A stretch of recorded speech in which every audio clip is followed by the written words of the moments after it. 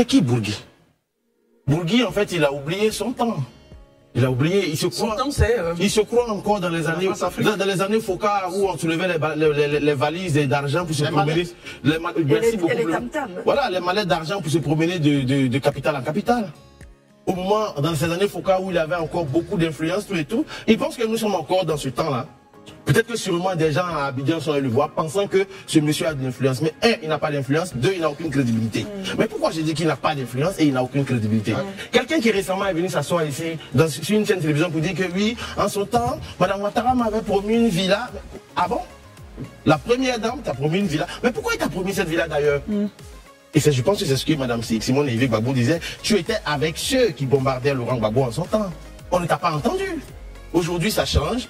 Il ne sait pas de quoi il veut se repentir vis-à-vis de Laurent Gbagbo. Je ne sais pas. Il a écrit un livre, sûrement que le livre, ça n'a pas assez trop marché. Donc il faut se jouer les rats des plateaux de télévision pour qu'on entende, pour qu'on parle de ton livre. Non, franchement, M. Bourgui, franchement, c'est des gens qui doivent enlever aujourd'hui leur nom, leur bouche pour parler de comme les Ivoiriens dans les affaires des Ivoiriens. Les années Foka sont passées. En 1960, avec certains présidents africains d'alors qui étaient dans le réseau Foka, ça pouvait se passer. Mais aujourd'hui, il y a des voix qui s'élèvent. Aujourd'hui en Côte d'Ivoire, je pense que les mêmes plateaux de télévision qui sont en France, nous avons les mêmes plateaux ici. Et nous officions dessus. Donc ce n'est pas à eux de décider à notre place de comment nous devons voter, qui nous devons choisir et avec qui nous devons marcher. Ce n'est pas à lui. Et je pense qu'il n'a pas la légitimité, la légalité et la crédibilité nécessaire, lui Bourgui, pour nous parler dans nos élections. Très bien. Quand je finis de maintenant, dire ça... Bourgui. Mais j'ai fini avec Bourgui. Oui, d'accord, c'était juste pour corriger, Bourgui. D'accord. Ah bon, il n'intervient pas dans le cadre. Très bien, voilà, revenons maintenant sur sa demande justement aux autres partis non retenus de l'aider, de soutenir sa candidature. Mais bien sûr, je pense que pour qui a suivi la... Moi j'ai suivi l'interview de... J'ai préféré suivre l'interview de Simone Yves Gbagbo sur France 24 hier. C'est très dynamique, c'est très bon. Lors de cette interview, mais elle ne s'attend même pas, elle n'appelle même pas seulement les militants du PPACI ou les militants du PDCI. Elle appelle même les militants du RNGP à voter pour elle. Parce qu'elle constitue une alternative sérieuse et crédible. Donc, venir s'asseoir pour dire que oui, elle accompagne les gens. Moi, j'ai honte quand j'entends ce type de propos. Oui, elle est venue pour accompagner les gens. Christelle, ceux qui accusent les autres aujourd'hui d'accompagner d'autres personnes à une élection, si eux étaient sur la liste, je ne pense pas qu'on serait là en train de faire ce type de débat-là. Mais c'est parce qu'ils n'ont pas été retenus. Donc du coup, eux, ils estiment que les autres ne doivent pas partir. Mais c'est pas sérieux. Blé Goudé nous a dit sur ce plateau ici, il y a à peine 3 ou 4 jours, il nous a dit ça ici. Qui a également réagi. Qui a réagi. Mais lorsque cette dame a dit, je ne vais pas me présenter, elle ne se présenterait pas à l'élection présidentielle en soutien justement à ceux qui l'accusent. Sur la liste électorale. À ceux qui l'accusent. Qu'est-ce qui s'est passé? C'est pas les mêmes sans crier gars qui se sont levés pour aller prendre les kits de parrainage.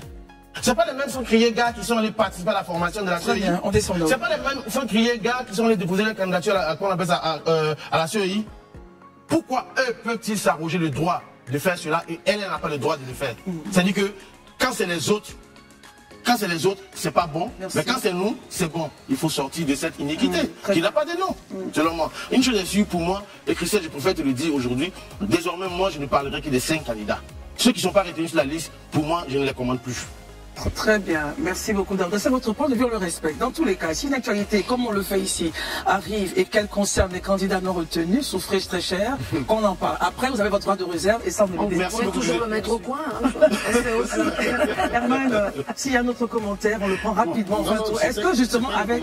Oui, Herman d'abord. D'accord. Pardon. Ah oui. Mais on prend Herman et puis on arrive à vous. Est-ce qu'avec ça, justement, on part pas, l'opposition ne part pas quelque peu divisée, affaiblie, justement, pour ces échéances-là? De toute façon, on le sait, l'une des plus grandes forces du camp Ouattara, c'est justement cette opposition-là qui n'arrive pas à parler d'une même voix. Parce qu'au même moment, souvent on se demande contre quel adversaire joue cette opposition.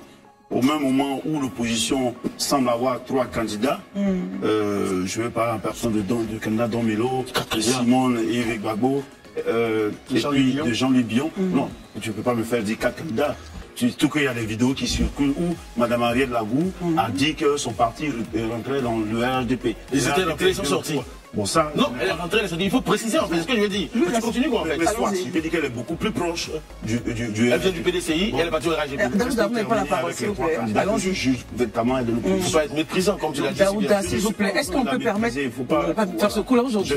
Je peux au moins me permettre, de la même manière, tu ne veux pas commenter cet endroit, l'actualité concernant les candidats non retenus, quoi qu'ils sont des acteurs politiques, et je pense que quand ça concerne la vie politique, tous les acteurs, même les Ivoiriens qui ne sont pas encartés dans des partis politiques, leur actualité, tout cela, c'est intéressant à prendre. Donc commenter l'actualité, ce n'est pas de faire ça. Est-ce que j'ai le choix de commenter qui je veux moi? Pour revenir aux trois dont je parle, je dis que ces trois-là, aujourd'hui, c'est vrai qu'on sent leur volonté de vouloir être adoubés par les leaders des partis politiques qui sont représentés à l'Assemblée nationale, notamment de l'opposition, mais eux-mêmes, est-ce que ces trois candidats, ils réussissent à dégager une tête face au président Ouattara?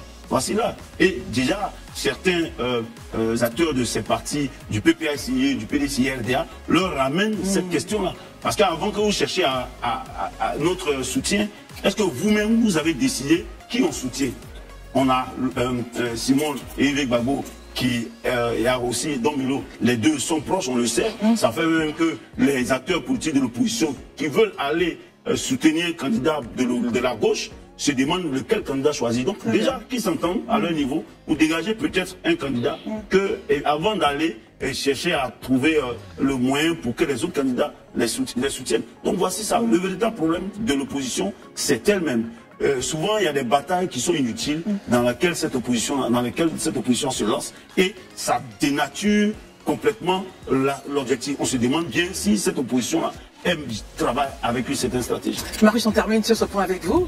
Oui, mais c'est vraiment dommage que le PPACI, à travers donc son porte-parole, ait réagi en donnant le point de vue du président Laurent Gbagbo sur un probable soutien à l'un des candidats de l'opposition qui a été retenu par le Conseil constitutionnel. Herman les a rappelés tout à l'heure, les candidats retenus, je ne reviendrai pas là-dessus. Mais je trouve que c'est vraiment dommage pour l'opposition dans sa généralité. J'ai même entendu également le PDCI dire la même chose au travers donc de son parole qui n'est autre que Maître Bessi. Est-ce qu'in fine, ils ne sont pas fidèles à eux-mêmes, leur posture? Est-ce qu'ils ne sont pas cohérents dans leur démarche? Oui, mais écoutez, il avait déjà dit auparavant. Le mal, c'est qu'on veut l'alternance, on souhaite l'alternance, on appelle de tout neveu, mais on n'est pas prêt à parler, comme l'a dit Herman, d'une même voix pour aller à l'alternance en dégageant ou en réussissant à évincer le régime qui est au pouvoir en ce moment.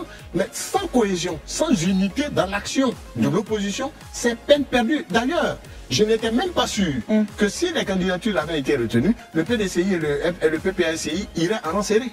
Je n'étais même pas sûr, parce que ça n'a jamais arrivé dans l'histoire même de cette Côte d'Ivoire. Donc, l'un mis dans l'autre, je ne pense pas aujourd'hui que la meilleure posture pour l'opposition était de se désolidariser totalement des déclarations d'un Avant Domelo, par exemple, parce que quand le président Laurent Gbagbo fait dire à sa porte-parole qu'il n'a jamais été ni de près ni de loin le soutien d'un quelconque plan de précaution, mais il s'adresse directement à M. Awadomelo. Et pourtant, qui dans sa candidature, dans sa déclaration de candidature, a dit tout le bien qu'il pensait justement de son ami et frère. Et je crois